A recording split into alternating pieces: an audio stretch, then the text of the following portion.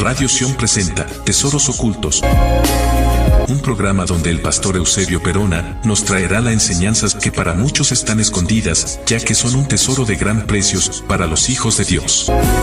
Tesoros Ocultos, hoy podemos enriquecer nuestra vida y estatura espiritual. Ya con nosotros, el pastor Eusebio Perona. Bienvenidos. Hola, ¿qué tal? Dios te bendiga. Bienvenidos a Tesoros Ocultos. Sabéis que es un programa que trata de profundizar, de meditar en la palabra de Dios para encontrar los tesoros que en ella se hallan y se hallan ocultos, y así poder recibir sabiduría divina para poder conducirnos por esta vida de una forma correcta. La Biblia enseña que no debemos ser sabios en nuestra propia opinión, que no debemos creernos más sabios que nadie, sino que debemos buscar la sabiduría divina, la sabiduría del cielo, y en las Sagradas Escrituras la encontraremos. En el libro de Isaías, capítulo 55, versículos 7 al 11, leemos, dice así: deje el impío es aquel que tiene falta de piedad y de misericordia.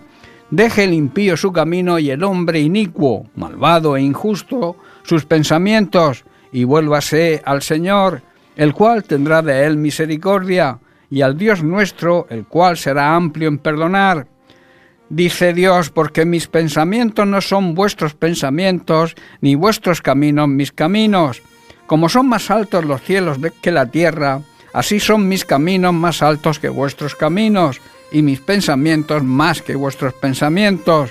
Y luego el versículo 10 nos dice, porque como desciende de los cielos la lluvia y la nieve, y no vuelve allá, sino que riega la tierra y la hace germinar y producir, y da semilla al que siembra y pan al que come, así será mi palabra, asegura el Señor, que sale de mi boca. No volverá a mí vacía, sino que hará lo que yo quiero que haga, y será prosperada en aquello para la cual la envié. La lluvia y la nieve bajan del cielo y no vuelven a subir sin antes mojar y alimentar la tierra. Así es como brotan las semillas y el trigo que comemos. Lo mismo pasa con la palabra de Dios. Cuando sale de sus labios no vuelve a él sin antes cumplir sus órdenes, sin antes hacer lo que él quiere que haga.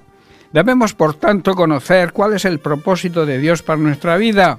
Lo encontraremos a través de su palabra y con la ayuda del Espíritu Santo. De ahí que debamos profundizar y meditar en ella cada día. Es bueno, yo suelo decir, leer, pero es mejor excavar y profundizar para encontrar esa sabiduría divina. De esta manera conoceremos más a Jesucristo y también conoceremos más al único Dios verdadero. Bien, vamos a hacer una pausa musical y entramos de lleno en el tema de hoy.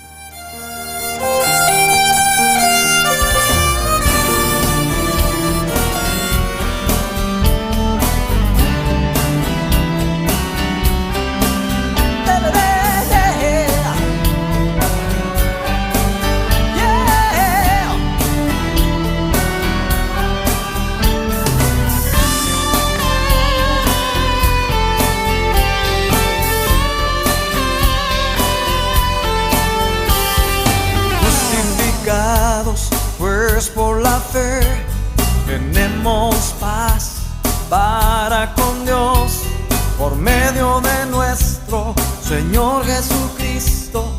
Firmes estamos en la fe, ninguna condenación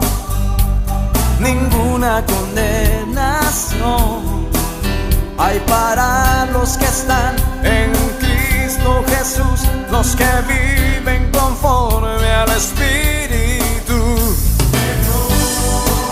el Santo Espíritu. Gloria al Señor, al Espíritu. Oh sí, ninguna condenación hay para los que viven conforme al Espíritu, al Espíritu de Dios.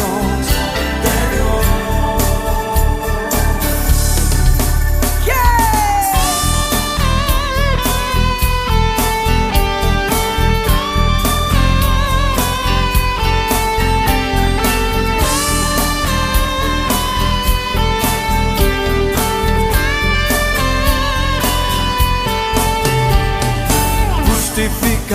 salvados, pues por la fe tenemos paz para con Dios, por medio de nuestro Señor Jesucristo. Firmes estamos en la fe.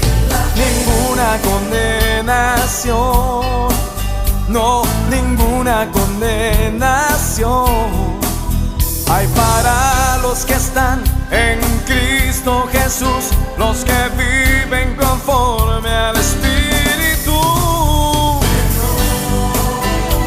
Santo Espíritu, gloria a Dios, al Espíritu,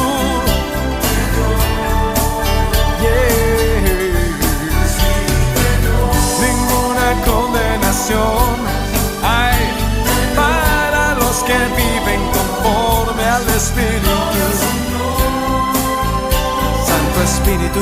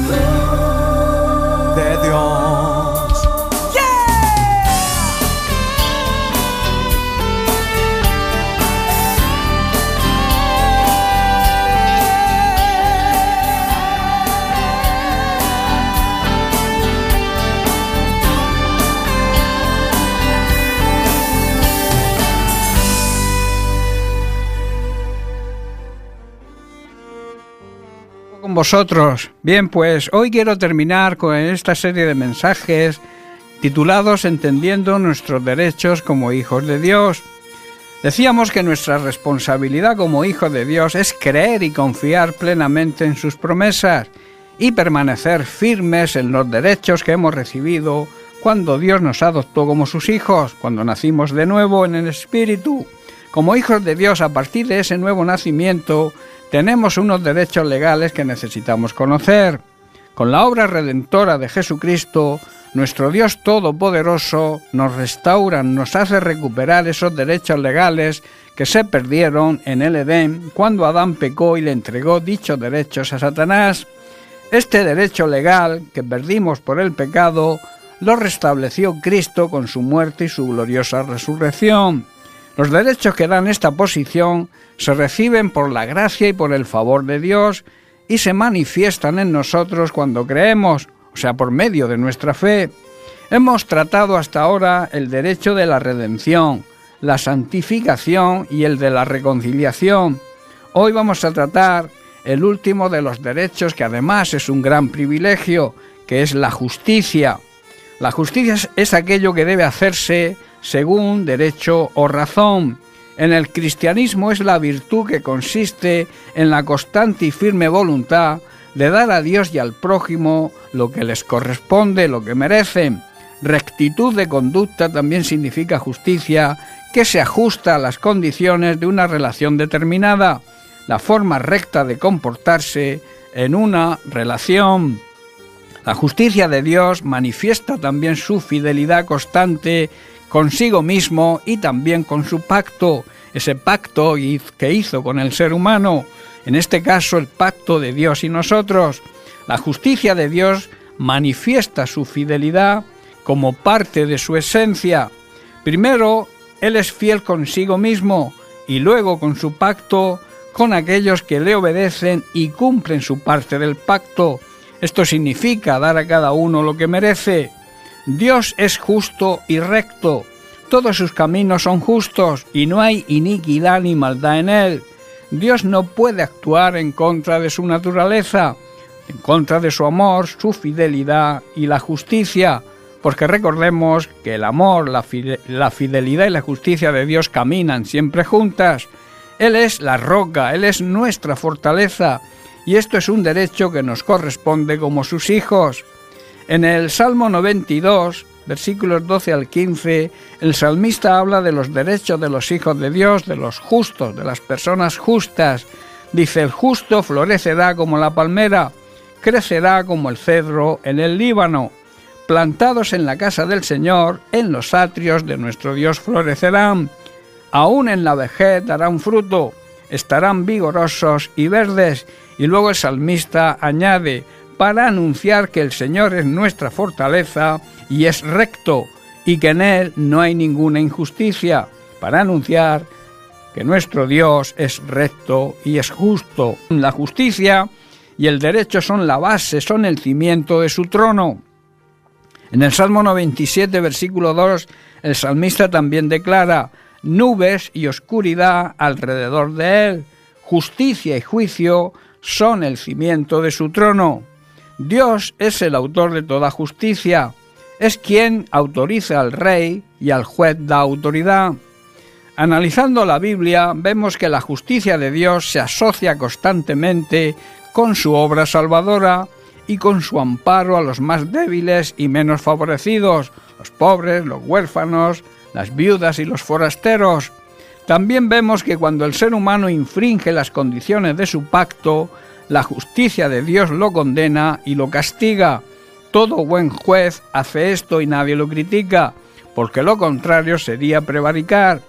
Esto también habla de disciplina, que como buen padre nos aplica cuando la merecemos, y esto también se considera uno de nuestros derechos como hijos, ser disciplinados.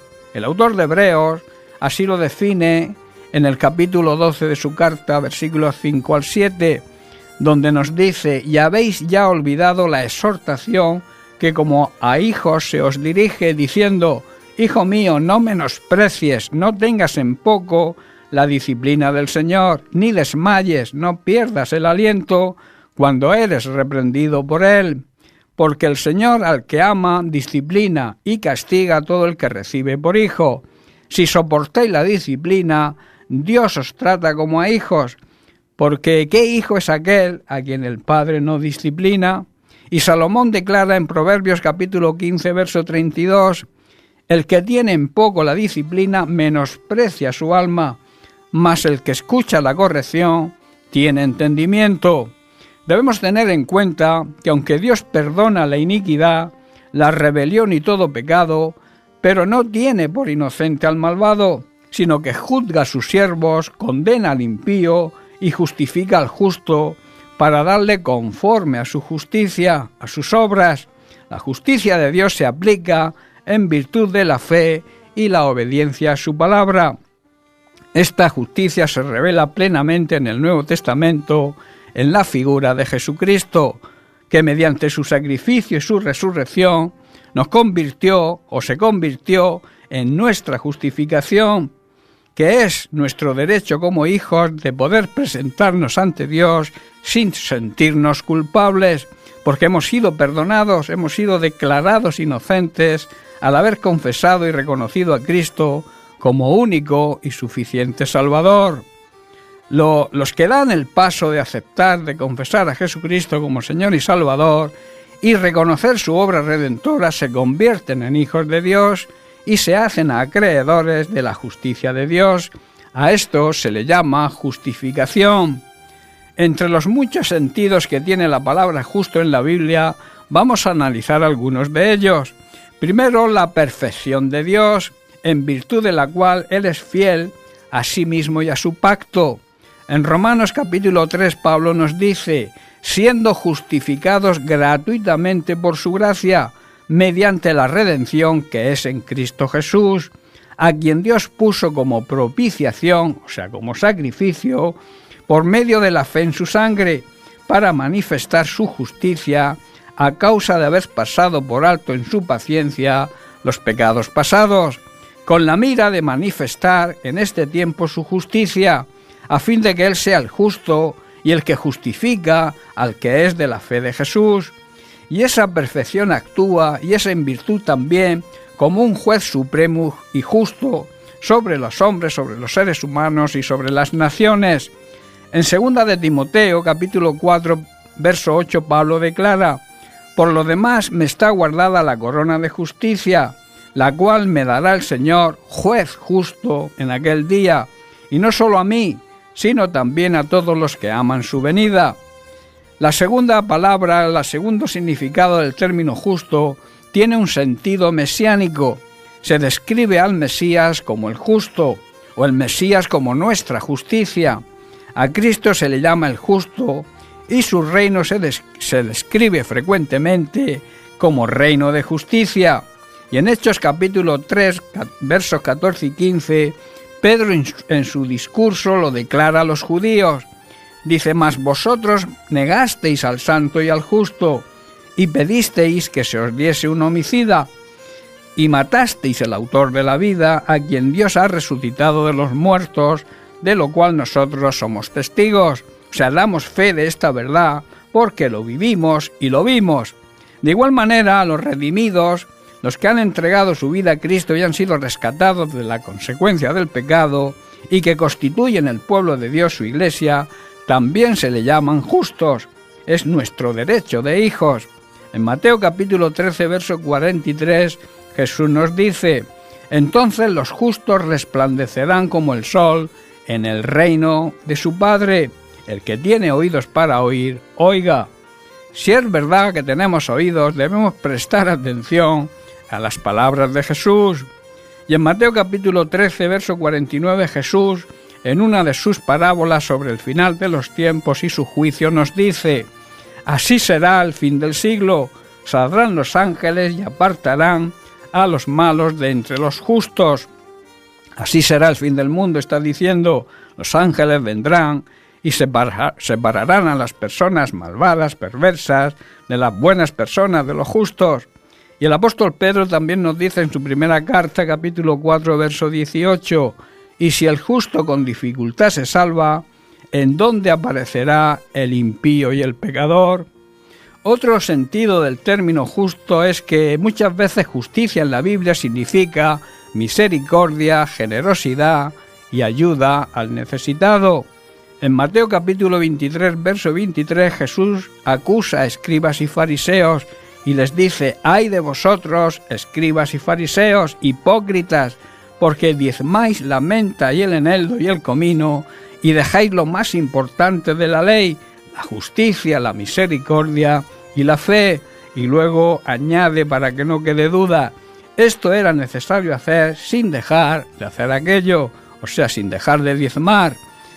La cuarta definición de justo la encontramos en el Nuevo Testamento. La justicia se concibe como una relación personal con Dios, como también en el Antiguo Testamento así lo expresa.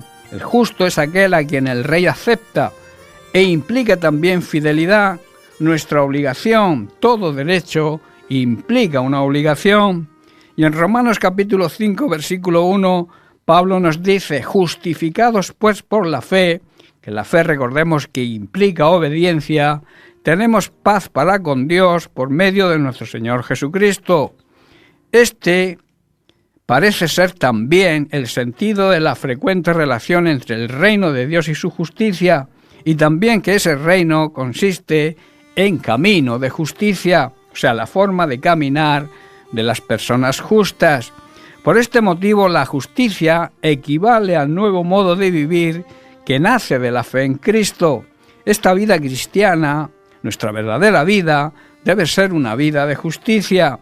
En muchos pasajes bíblicos, lo vemos por ejemplo en Santiago 3:18, vemos este concepto. Dice: «Y el fruto de justicia se siembra en paz para aquellos que hacen la paz».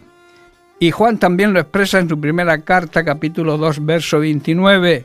Dice: «Si sabéis que Él es justo, sabed también que todo el que hace justicia, todo aquel que practica la justicia, es nacido de Él», o sea, es verdadero hijo de Dios.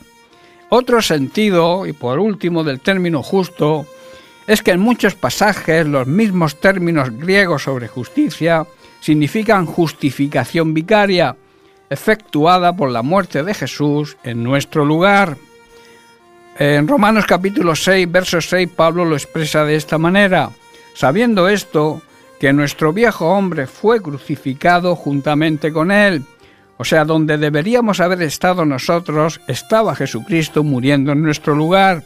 Y al aceptarlo, nuestra vieja naturaleza pecaminosa también es crucificada con él, para que el cuerpo del pecado sea destruido, a fin de que no sirvamos más al pecado, o sea, que no vivamos esclavos del pecado. Sepamos, por último, que tenemos un gran derecho y un gran privilegio como hijos de Dios.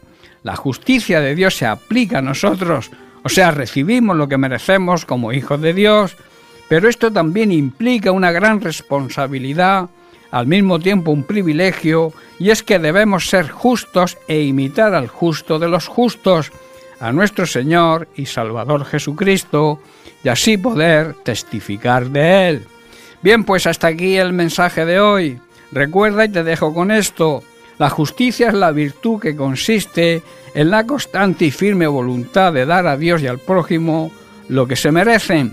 No darle a Dios lo que merece, o sea, la honra, el respeto y la obediencia que merece, es cometer una injusticia con Él. Y debemos saber que toda injusticia es pecado, y que todo pecado es una injusticia contra Dios. No aplicar, no ser justos con los demás, también es cometer una injusticia. Debemos, pues, vivir una vida justa y honrada que le agrade a Dios. Quiero terminar con unos versículos que están en la carta a los Romanos, capítulo 8, versículos 1 y 2. Sobre la necesidad de vivir en el Espíritu, Pablo nos dice: ahora, pues, ninguna condenación hay para los que están en Cristo Jesús, los que no andan conforme a la carne, sino conforme al Espíritu. Dicho de otra manera, los que viven una vida justa, practicando la justicia, porque la ley del Espíritu de vida en Cristo Jesús me ha librado de la ley del pecado y de la muerte. Nosotros, los hijos de Dios, le pertenecemos a Cristo, y el poder del Espíritu Santo que da vida nos ha liberado del poder del pecado, que lleva a la muerte espiritual, a la condenación eterna. Bien, pues me sentiría muy dichoso y feliz si este mensaje que hoy he compartido con vosotros haya sido de edificación y bendición, y que la palabra de Dios pueda hacer efecto en vuestras vidas al aplicarla y ponerla por obra. Para mí, repito, ha sido un gran privilegio compartirla con vosotros. Recibe un abrazo, que Dios te bendiga. Os espero el próximo día.